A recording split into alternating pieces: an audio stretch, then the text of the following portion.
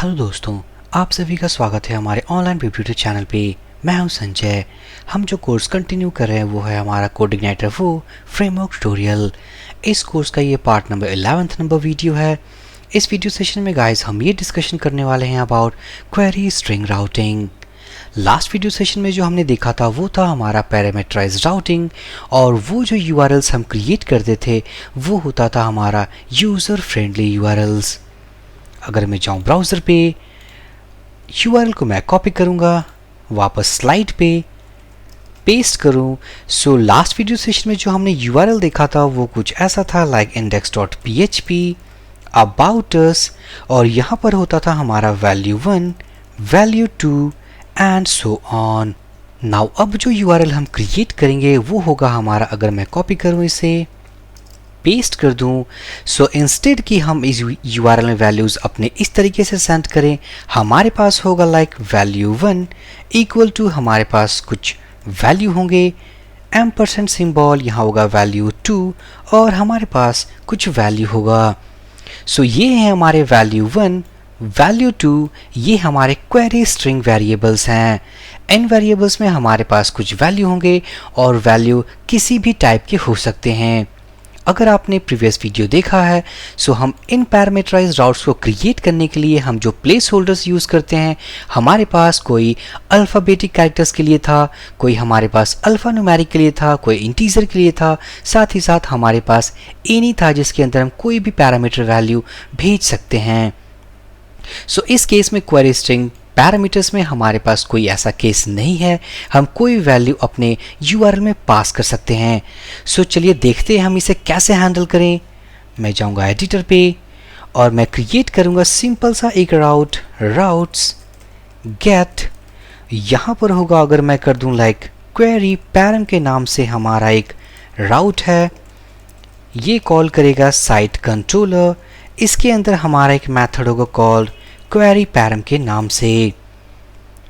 मैं इस मेथड को कॉपी करूंगा, साइट कंट्रोलर पे जाऊंगा, हम इसे डिफाइन करने वाले हैं। So public function query param, और इस क्वेरी पैरम के अंदर फिलहाल के लिए मैं अगर स्टैटिक मैसेज ड्रॉप कर दूं लाइक h2 टैग यूज करके,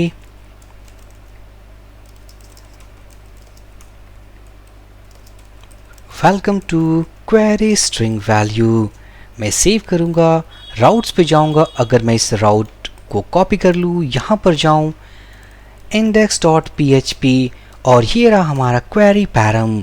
फिलहाल हमारे पास स्टैटिक मैसेज है। अब हम इस यूआरएल में अपने क्वेरी स्ट्रिंग पैरामीटर्स को पास करने वाले हैं। सो अगर मैं लिखूंगा लाइक नेम, जो कि हमारा एक क्वेरी स्ट्रिंग वेरिएबल है, इसके अंदर हमने एक वैल्यू को स्टोर किया, एम्परसेंड सिंबल, मैं लिखूं लाइक चैनल और चैनल का नाम लिख दूं। सो ये है हमारा चैनल, एक सेकंड क्वेरी स्ट्रिंग वेरिएबल, ये रही उसकी वैल्यू। अब अगर मैं इसे कॉपी करूं, स्लाइड पे जाऊं, पेस्ट करूं, नाउ ये हमारा यूआरएल है। सो इस यूआरएल के थ्रू हम क्वेरी स्ट्रिंग पैरामीटर्स को कैसे रीड करेंगे, मैं जाऊंगा एडिटर पे, साइट कंट्रोलर, और मैं कहूंगा प्रिंट आर दिस रिक्वेस्ट। यहाँ पर होगा हमारे पास गेट वेर नेम का एक मेथड। ये मेथड क्या करेगा, क्वेरी स्ट्रिंग पैरामीटर्स में जितने भी वेरिएबल हमारे अवेलेबल हैं उनको ये एक एरे फॉर्मेट में की वैल्यू पेयर्स में प्रिंट करने वाला है। मैं सेव करूँगा, रीलोड करूँगा, तो आप देख सकते हैं हमारे पास एक एरे है जिसके अंदर एक नेम की है, साथ ही साथ हमारे पास एक चैनल नाम का की है। इसके अंदर हमारे रिस्पेक्टिव वैल्यूज़ हैं।